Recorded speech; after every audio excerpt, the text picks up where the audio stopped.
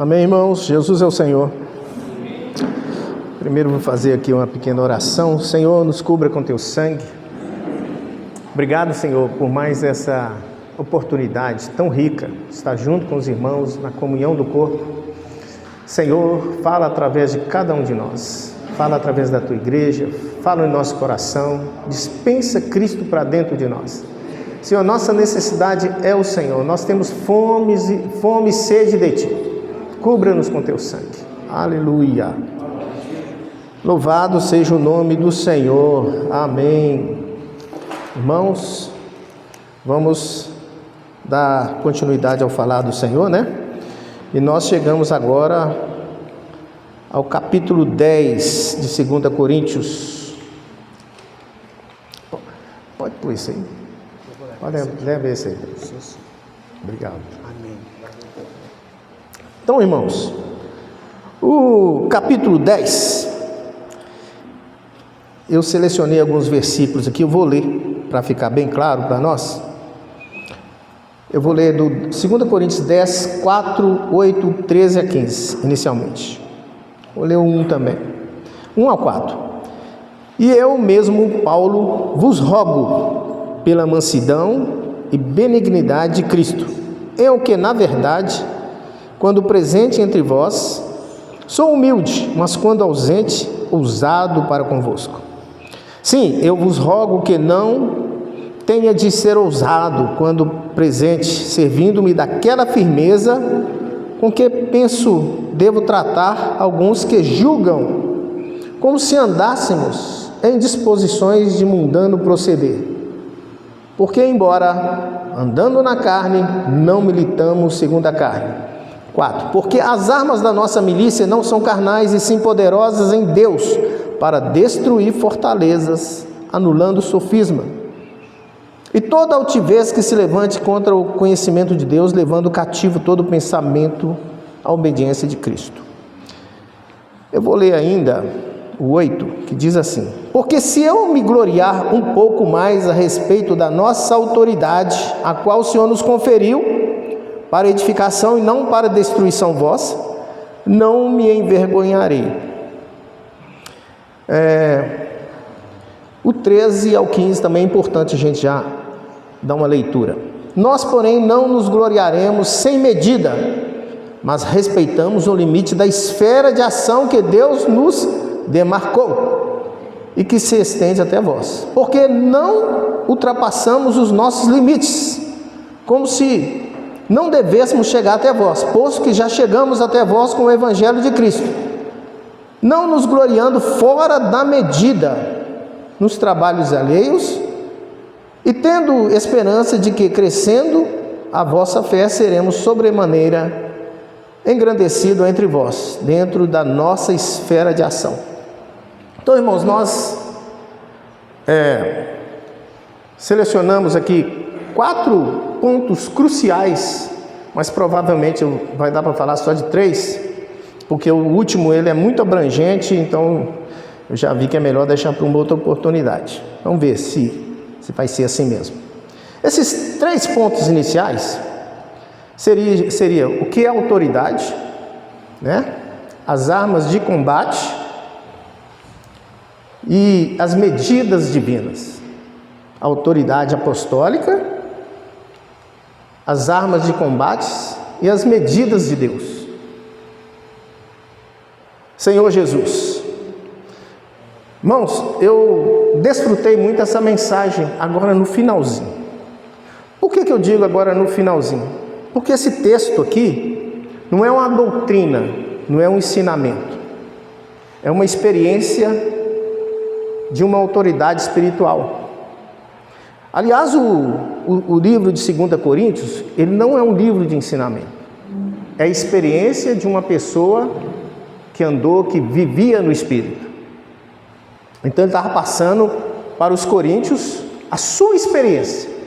O livro de 1 Coríntios já tem ensinamento, né? Já tem instruções. Os próprios capítulos que falam sobre a mesa ali, há orientações claras, né? Mas aqui é uma experiência de alguém que vivia, andava e vivia no Espírito. E é isso que Deus quer de nós. Deus não se preocupa tanto com a doutrina quanto com a realidade. O mais importante, irmãos, é termos a prática da palavra vivida em nós, né? Pelo contrário, não estou dizendo que a doutrina não tem o seu lugar, ela tem um lugar, não é verdade? Mas o mais importante para Deus é termos a realidade. E esse capítulo 10, irmãos, ele nos fala dessa pessoa que andava no Espírito, reivindicando a sua autoridade na igreja em Corinto, a sua autoridade apostólica. Por quê? O versículo 10 começa assim: e eu mesmo, Paulo, vos rogo, pela mansidão e benignidade de Cristo. Eu que? Na verdade, mas no lugar desse, na verdade, em algumas versões está escrito assim: eu que, como vocês dizem, como dizeis, quando presente entre vós sou humilde, mas quando ausente sou usado para convosco. Então Paulo estava sendo acusado por alguns irmãos da igreja em Corinto, instigados com interferência de falsos apóstolos judaizantes, né? Que estavam ali desqualificando o apóstolo Paulo. Então, parte das confusões que havia em Corinto é porque haviam dois falar diferentes. No início de 1 Coríntios, nós vimos ali 4 pessoas, né? 3 pessoas, além do Senhor, né? Que os coríntios estavam divididos. Não, eu sou de Paulo, eu sou de Apolo. Mas aqui a gente vê que tem alguém de fora interferindo negativamente no ensinamento dos apóstolos. A autoridade da igreja, a autoridade do corpo, é o ensinamento saudável dos apóstolos. Senhor Jesus. Então Paulo não estava defendendo a sua pessoa. Paulo estava defendendo os interesses de Deus, que são os ensinamentos dos apóstolos. Aleluia! Então por isso que ele fala assim: eu, Paulo, eu mesmo vos rogo. Só que em algumas Bíblias está assim: ora, e eu mesmo, ou mas, né? Vos rogo que pela mansidão e benignidade de Cristo, eu que na verdade, ou como vocês estão dizendo, sou humilde quando presente, quando ausente, ou melhor, quando presente entre vós sou humilde, mas quando ausente ousado para convosco. Então é como se os coríntios estivessem falando que Paulo tinha 2 caras, 2 personalidades. Ora, lá ele era humilde, mas por carta ele era forte. E realmente Paulo aqui, ele tem uma tonalidade diferente dos capítulos anteriores. A gente vê do capítulo 6 para cá, né? Paulo orientando: reconciliai-vos com Deus. Depois ele fala assim: dilatai o vosso coração, nós já dilatamos o nosso com vocês. Depois ele dá no capítulo 8, capítulo 9, ali orientações com respeito ao ministério de riquezas materiais, de ofertas. E ele é bem afável, bem tranquilo, né? Mesmo que os coríntios estivessem meio que inerte inicialmente, eles prometeram que ia ofertar, mas Paulo meio que fez uma cobertura nisso, falou assim: olha, aquilo que vocês prometeram, pratica, né? Então ele foi bem tranquilo com os coríntios, mas aqui ele já entra de uma maneira firme, como ele fala aqui no versículo seguinte: assim vos rogo que eu não tenha de ser ousado, 2, não tenha de ser ousado quando presente, servindo-me daquela firmeza com que penso devo tratar alguns que julgam como se andássemos em disposições de mundano proceder, porque embora andando na carne, não militamos contra a carne. Então, irmãos, o que nós precisamos entender, que Paulo aqui estava na defesa dos interesses de Deus. Nós não podemos viver a vida da igreja segundo os conceitos humanos, mas segundo a palavra, o ensinamento dos apóstolos, que foi passado pelo Filho de Deus aos apóstolos, para que nós possamos crescer em vida e expressar Deus em vida e natureza. Ó Senhor Jesus! E a questão da autoridade, irmãos, também faz parte, de alguma forma, faz parte da expressão de Deus na terra. Lá em Gênesis 1:26, fala assim: também disse Deus: façamos o homem à nossa imagem, conforme a nossa semelhança. Nós sabemos que a imagem e semelhança está se referindo ao quê? A expressão de Deus. Tenha ele domínio sobre os peixes do mar, sobre as aves do céu, sobre os animais domésticos, sobre toda a terra e sobre todos os répteis que rastejam pela terra. Então Deus, ele quer ser expresso, mas também quer ter domínio através da igreja.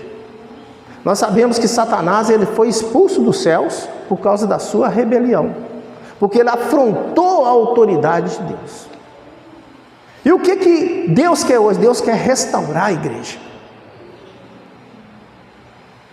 Irmãos, para restaurar a igreja, o Senhor precisa também que nós aprendamos a exibir a sua autoridade, a ser primeiramente aqueles que obedecem a Deus e aos seus delegados, a sua autoridade delegada. Por isso que Paulo estava vindicando aqui que os coríntios o considerassem como uma autoridade delegada de Deus, autoridade apostólica. Senhor Jesus, irmãos, a origem da autoridade não é o apóstolo Paulo, não é o Ronaldo, não é qualquer irmão. Toda autoridade vem de Deus. Deus é a maior autoridade do universo. Irmãos, o universo está em certo equilíbrio, não está chocando planeta com planeta, porque a autoridade de Deus está de pé nessa terra ainda, está de pé nesse universo.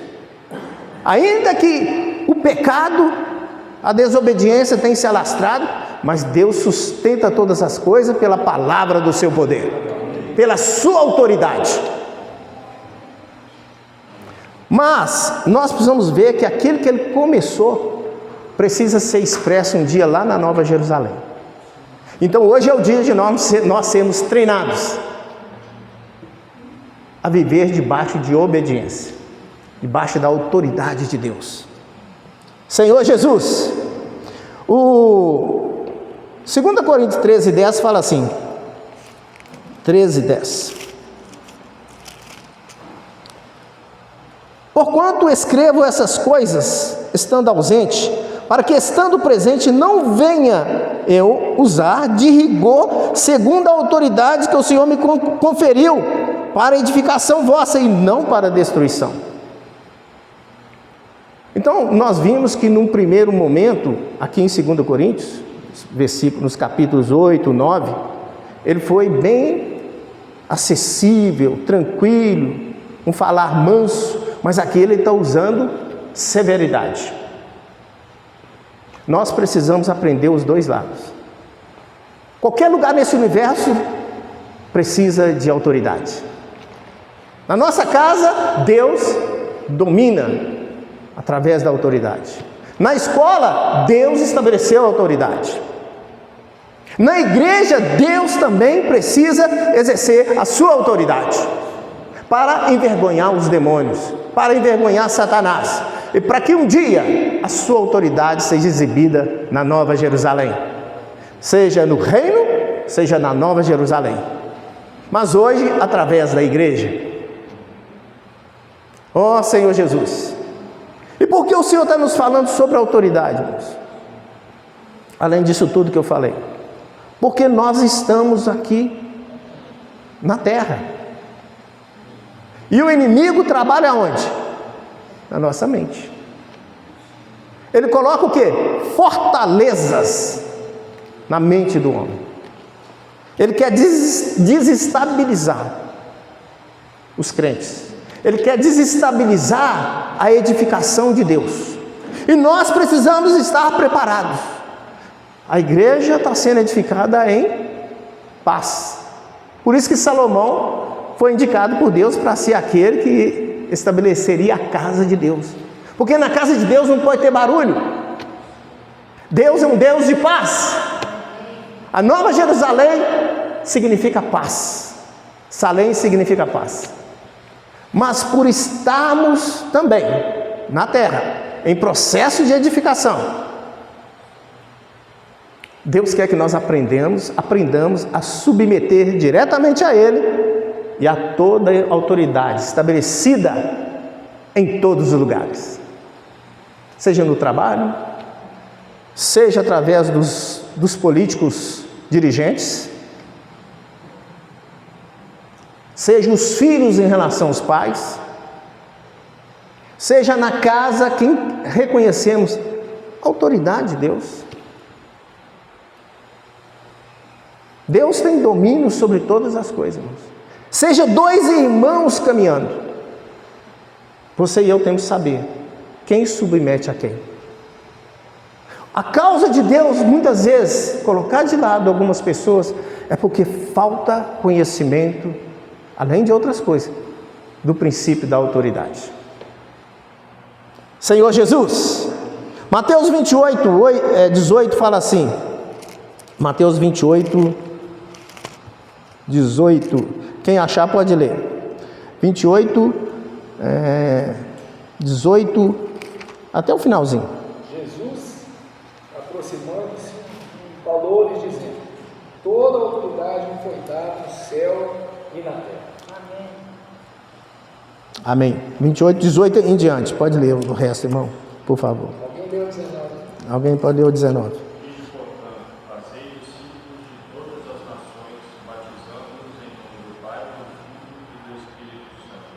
Ensinando-os a guardar todas as coisas que vos tem ordenado. Então o Senhor Paulo estava ministrando a palavra em Corinto, ensinando-as a guardar aquilo que o Senhor instruiu. Mas Satanás estava penetrando como penetrou no jardim do Éden. É assim que Deus diz? O Senhor falou assim, olha, para Adão, né? Falou para o casal lá inicialmente: de toda árvore comerás livremente, mas da árvore do conhecimento do bem e do mal não comerás. Mas a serpente apareceu para Eva e falou o quê? É assim que Deus diz? Não comerás da árvore do conhecimento? Vamos ver se é isso mesmo?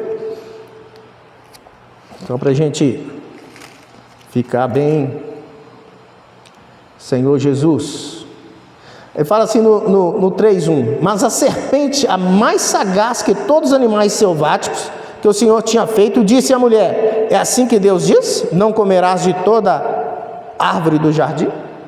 Ou seja, ela estava seduzindo aquele casal a voltar, a sair da vida e entrar no conhecimento.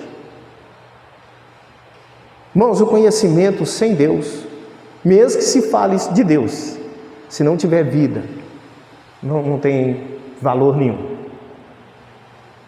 É aí que muitos crentes perderam o caminho de se tornarem vencedores, se tornaram cabeções.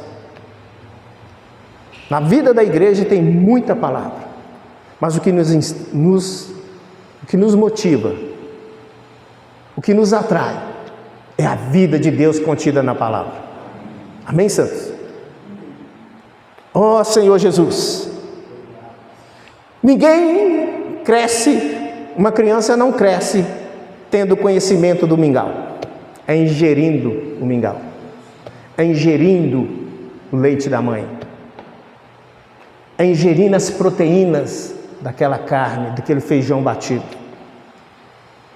Mais tarde ela vai saber a composição disso conforme a profissão dela, mas o que a faz crescer é degustar das proteínas da comida, das vitaminas. Então nós temos que aprender a valorizar a proteína que vem de Deus para nós, as proteínas, as vitaminas celestiais. Então o que é a economia de Deus, irmãos? É Deus se dispensando como vida para dentro de nós, para que um dia nós possamos expressá-lo. em vida e natureza e em autoridade. Como que nós vamos expressar Deus em vida, natureza e através da sua autoridade? Primeiramente, aprendendo a nos submeter ao arranjo de Deus. Essa palavra falou muito comigo, irmãos. Estou de olho no relógio aqui, porque os pontos são muito grandes. Senhor Jesus. Então, por causa da situação nebulosa que havia em Corinto, foi necessário que Paulo defendesse a sua autoridade apostólica. Não que ele estivesse buscando vanglória para si, ou posicionamento, ou respeitabilidade. Ele estava querendo trazer os coríntios para a visão e para o propósito de Deus. Uma igreja sem ordem, irmãos, não expressa Deus. Senhor Jesus. Além do que, o ensinamento dos apóstolos, irmãos, é a cabeça de chave, é a cabeça de ponte para uma vida da igreja saudável. Atos 2,42 fala assim, vou ler aqui Atos 2,42. E perseveravam no ensinamento dos apóstolos, na comunhão, no partir do pão e nas orações. E perseveravam primeiramente o quê? No ensinamento, na doutrina dos apóstolos. Ó Senhor Jesus, eu estava ouvindo um irmão que estava dando uma mensagem sobre isso aqui. Aí ele falou assim, por que Paulo mudou completamente a tonalidade? Aí ele falou assim, existem várias versões, explicações, através dos teólogos que estudam a vida de Paulo. Ele falou que uma delas é que essa carta de 2 Coríntios, quando Paulo escreveu, chegou no capítulo 9, supostamente, ela ficou parada lá, aí chegaram mais notícias de que os coríntios estavam falando mal de Paulo com respeito ao seu apostolado, duvidando da sua personalidade. Aí ele foi lá e escreveu mudando a personalidade. Mas isso não tem comprovação bíblica. Nós temos que nos ater ao que a Bíblia diz, que é o ensinamento dos apóstolos. Na verdade, irmãos, Paulo era uma pessoa que andava e vivia no Espírito. Ele sabia tratar com cada situação conforme o grau de importância daquilo. E não tem nada, irmãos, na nossa fé, que seja mais importante do que o ensinamento dos apóstolos. Porque foi o direcionamento que Deus deixou para a sua igreja. Então nós temos que ter muito cuidado com as interferências de fora. Muitas vezes as interferências de fora são até imitativas, em grau de conhecimento, são tinindo. Senhor Jesus, mas nós temos que ver onde Deus nos colocou, o que Ele requer de nós. Temos que ter discernimento. Tem muito ensinamento bom. Eu mesmo peguei esse ensinamento, supostamente foi isso, mas ele mesmo falou assim, mas tem 3 explicações, supostas. Mas a gente vê que na verdade Paulo é uma pessoa que tinha discernimento. Ó Senhor Jesus, tem uma mensagem que, se o Senhor permitir, a gente vai mostrar num outro momento, que Paulo, porque Paulo, na presença deles, ele era fraco, segundo a interpretação deles, e na carta ele era forte. Na verdade, ele estava expressando Cristo em seu viver. Por isso que ele fala assim no início do 2 Coríntios, ele fala assim, eu mesmo, Paulo, vos rogo pela mansidão e benignidade de Cristo. Ele estava falando assim, olha Coríntios, eu vos rogo, tomando a mansidão. O que é mansidão? Mansidão é não invadir as pessoas, é não disputar, é não rivalizar, é não querer nada à força. Então Paulo se fazia uma pessoa mansa, tal como Moisés, tal como Jesus. Aleluia! E benignidade? Benignidade é ao contrário no sentido assim, é você estar disposto a ser invadido, você ter a disposição de ser questionado, você ter a disposição, muitas vezes, de ser atacado, e manter-se benigno. Em relação às pessoas, não devemos fazer isso, mas você está disposto a sofrer resistência. Então ele está falando assim, ó, pela mansidão e benignidade de Cristo e humildade de Cristo. Ou seja, não resista a ninguém, não brigue com ninguém. Isso aqui é minha esposa, irmão, que eu tenho um temperamento muito facilmente eu arranco peço Pedro, eu tenho a minha própria espada, Pedro tem a dele, eu tenho e corta a orelha do Malco. Mas o que o Senhor falou para Pedro? Guarda a tua espada, embainha a sua espada. Aquele que lança a mão da guerra, né? Lá fala direitinho, não sei. Em guerra ele poderá até morrer. Senhor Jesus, os termos direitinho lá a gente olha depois. Senhor Jesus. Então, irmãos, primeiramente que nós temos que aprender, toda autoridade só Deus tem.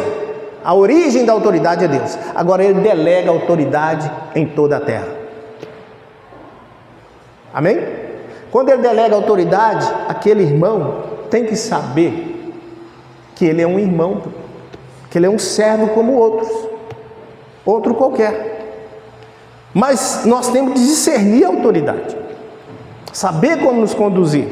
E nós estamos na terra, estamos em guerra, estamos em processo até de guerra espiritual. Senhor Jesus. E a autoridade delegada é uma questão de crescimento em vida, não de conhecimento, não de formação acadêmica, de razões ou posições sociais, de inteligência humana. É Deus que escolhe as suas autoridades, é Deus que delega, seja por um pequeno tempo, seja por um tempo mais longo.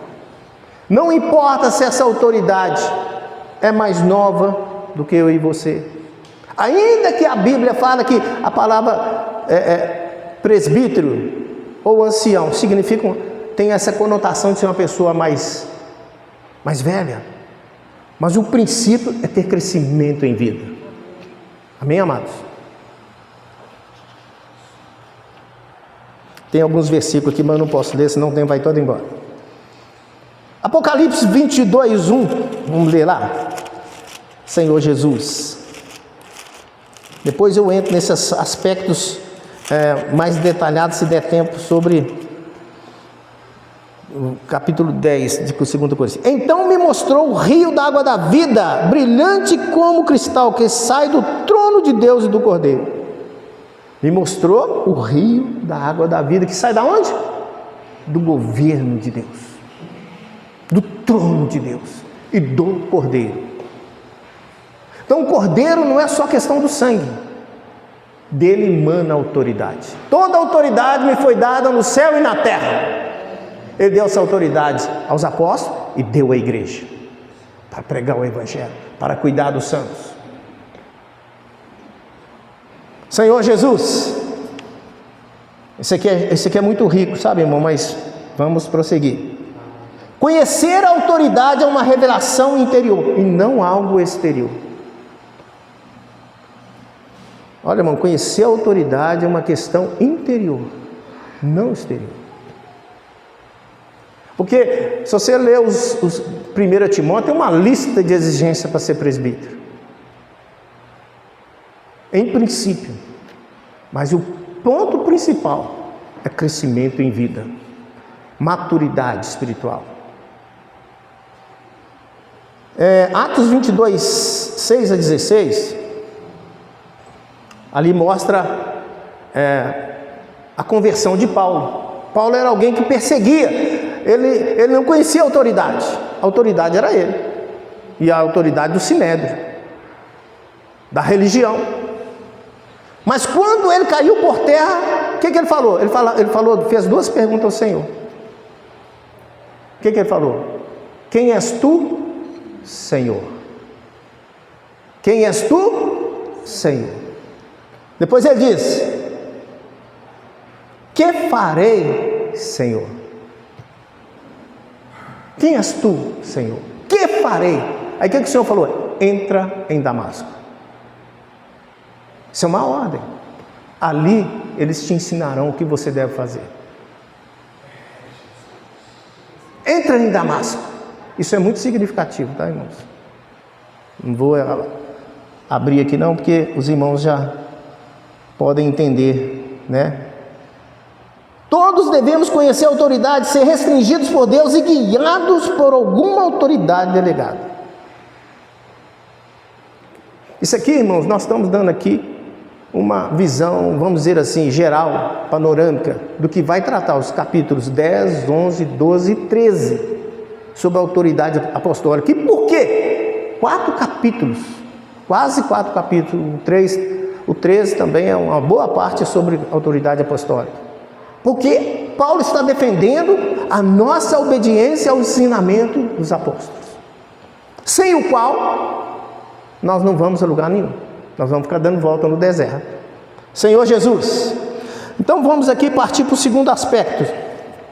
Vamos lá para 2 Coríntios 10. Novamente. Vou andar um pouco mais aqui. Fala assim: porque as armas da nossa milícia, que é o segundo aspecto. Primeiro, que é a autoridade. Porque as armas da nossa milícia não são carnais, e sim poderosas em Deus, para destruir fortalezas, anulando sofismas, e toda altivez que se levanta contra o conhecimento de Deus, e levando cativo todo pensamento à obediência de Cristo, estando prontos para punir toda desobediência, uma vez completa a vossa submissão. Então Paulo estava querendo mostrar para ele: vocês acham que eu vou lá brigar com os judaizantes? Acham que eu vou pegar a espada de Pedro e ir lá cortar a orelha deles? Não. Então para eles Paulo estava tendo duas caras. Aqui você é mansinho, agora por carta você... Isso aqui tem uma explicação depois, num outro momento. Então, irmãos, quando nós estamos na presença de uma pessoa, nós temos que ser acessíveis a ela. Mas quando você tem que mostrar o ensinamento, você tem que ser direto. Não é? É igual o filho: ô pai, pode ir naquele campo de futebol lá no bairro, sei lá, bairro bem distante. Ô filho, não, que você ainda é muito novo, seu pai não pode te acompanhar. Porque você vai se tornar acessível para ele entender. Mas se ele insistir, fala assim: não fale mais isso. Às vezes, irmãos, você tem que ser direto. Segundo, o agir do Espírito. Quando você vai colocar alguma coisa no papel, é sim, sim, não tem jeito de você fazer data vênia fulano de tal, meu querido. Não, você tem que ser direto, sem ser mal educado. Claro, existe postura, até numa carta, mas muitas vezes você tem que mostrar as coisas pelo sim, sim, não. Ó Senhor Jesus! Então, irmãos, aqui fala: as armas da nossa milícia não são carnais. Se na igreja, irmão, em algum momento pode surgir, porque nós estamos aí sujeitos às interferências dos demônios. Dentro da nossa casa, às vezes, de vez em quando, não dá uma estremecida. Acho que toda casa é assim. Por quê? Porque Satanás coloca pensamentos em nós, que nós pensamos que somos nossos, mas é do diabo. Preocupações desnecessárias, ou então exercício de subjugação um do outro, críticas, porque nós estamos em construção. E às vezes o velho homem lá do nosso avô aparece em nós: aqui quem manda sou eu. Aí vem o início da palavra: a autoridade é Deus. É claro, irmão, se a gente buscar a palavra, a gente vai ver que existem limites para todos nós. E existem instruções até para marido e mulher, filhos e pais. É ou não é? Nossos limites em relação uns aos outros. Senhor Jesus, Ó Senhor, uma guerra espiritual envolve pessoas, mas não é contra carne e sangue que lutamos, mas contra as forças espirituais do mal nas regiões celestes. As armas precisam ser espirituais, porque a guerra é espiritual. Efésios 6 nos mostra que a nossa luta é espiritual, então as nossas armas precisam ser espirituais. Efésios 6, vou passar aqui rapidamente, os irmãos já conhecem, mas só para a gente mostrar. 14 em diante fala assim: estai, pois, firmes, cingindo-vos com a verdade. Qual a primeira arma espiritual aqui? A verdade, a realidade. Vestindo-vos da couraça da justiça. Vestindo-vos da couraça da justiça, calçando os pés com a preparação do evangelho da paz, embraçando o escudo da fé. Está vendo? Tudo aqui é espiritual. Verdade, evangelho da paz, o escudo da fé, para apagar os dados inflamados do maligno, tomando o capacete da salvação, ou seja, guardar a nossa mente das acusações do diabo. E se surgir um motim, dentro da casa ou dentro da igreja? Nós precisamos ser espirituais. Não vamos achar que a igreja deixou de ser igreja por causa disso, não. A igreja é a igreja de Deus. Nós precisamos aprender a lidar com as situações. Ó Senhor Jesus. Então, irmãos, aqui tem: tomai o capacete da salvação e a espada do Espírito. De todos esses instrumentos aqui, a maioria é de defesa, a espada é de ataque. Então Paulo estava usando ensinamento, verdade, para trazer os coríntios de volta. Essa é a nossa missão aqui, porque nós também temos fortaleza, irmãos. Nós temos argumentos na nossa mente e às vezes até no coração. Quantas vezes? Será que é aqui mesmo que eu tenho que ficar? Será que esse é o caminho certo? São indagações da serpente na nossa mente. Ah, e aquele outro caso? E aquele outro caso? Ó Senhor Jesus! Essas fortalezas têm que cair por terra. Deus não erra, irmão, em nos chamar. Deus não nos erra em conhecer outros irmãos e conviver com eles. É aqui que o Senhor quer que você sirva. É aqui que o Senhor quer que você se entregue. Com toda oração e súplica, orando em todo o tempo no Espírito, para isso vigiando com toda perseverança e súplica por todos os santos. A oração é outra arma espiritual. Encoraja os irmãos a participarem das reuniões de oração, irmãos. Muitas vezes Satanás pega um irmão, destrói o casamento, destrói a relação de filhos, coloca aquele irmão desanimado, porque nós estamos surfando. Estou falando isso por mim, tá, irmãos? Porque muitas vezes eu também tenho luta para participar da oração. Então, como igreja, nós temos que ser como a arca de Noé, carregando a família de Deus. Amém? Senhor Jesus, eu vou entrar aqui no outro ponto aqui para a gente ter mais tempo. Agora, irmãos, o versículo 13, 14 e 15 fala assim: nós, porém, não nos gloriamos sem medida, mas respeitando o limite da esfera que Deus nos demarcou e que se estende até vós, porque não ultrapassamos os nossos limites. Irmãos, Deus estabeleceu limites. Se você conhece a autoridade, você é uma pessoa que conhece limites. Temos que ter limites para tudo. Deus colocou você nesse limite. Não ultrapasse, Deus não está te levando a ultrapassar. Deus colocou limites até no nosso compartilhar. Não é justo eu ficar aqui falando a palavra com 3, 4 irmãos atrás de mim querendo falar, e eu uso ali 5, 10 minutos descuidadamente, sem olhar que eu estou no corpo.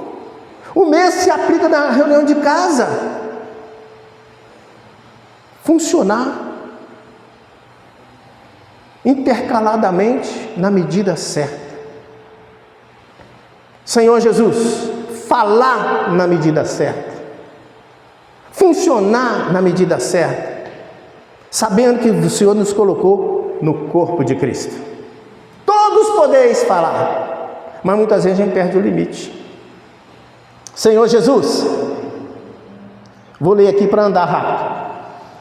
O apóstolo Paulo era audacioso, mas não em si mesmo. Isso mostra que ele estava sob a restrição do Senhor.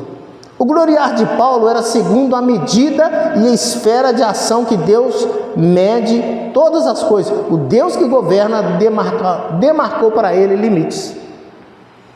Quais eram os limites de Paulo? As próprias cadeias que Deus colocou nele. Além do espírito, tem um ambiente exterior. Seu ministério ao mundo gentil, incluindo Corinto, foi segundo a medida de Deus. Efésios 1:3 e Gálatas 2:8. Aqui nos fala, irmão, que Deus demarcou o mundo gentílico para ele ir e os da circuncisão para Pedro. E depois, irmãos, leem Efésios 1:3 e Gálatas 2:8. Sua glória em Cristo estava neste limite, tanto para Pedro como para Paulo. Você e eu temos limites? Ou estamos muito livres na nossa visão e no nosso serviço na igreja? As palavras ação de esfera que fala aqui, né? Porque não ultrapassamos nossos limites como se devêssemos chegar até vós, porque já chegamos até vós no Evangelho de Cristo. Tem um ponto aqui que fala esfera de ação, 12:13. Nós, porém, nos gloriamos, não nos gloriamos sem medida, mas respeitamos o limite da esfera de ação que Deus nos demarcou e que se estende até vós. Essa palavra esfera de ação tem o mesmo significado de vara de medir.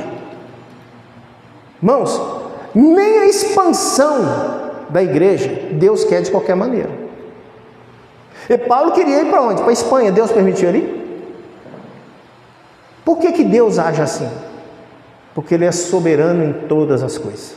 A sua sabedoria prescruta todas as coisas. Ele sabe o que eu aguento, o que eu não aguento. O que é bom para o corpo e o que é desfavorável. Senhor Jesus, a palavra medida no versículo 3 implica em ser governado por Deus. Deus demarcou para nós o suficiente para a nossa obra e experiência. Há alguém que está governando e medindo, o Deus da medida, o Deus que governa. Portanto, devemos permanecer nos limites do governo de Deus, na medida de Deus. Ó Senhor, eu ajudo um grupo de irmãos que eles são a igreja em Sete Lagoas. De vez em quando eu vou lá. Senhor Jesus, mas na última vez que eu fui lá, Deus perguntou para mim: você veio aqui segundo a minha orientação ou segundo a sua escolha?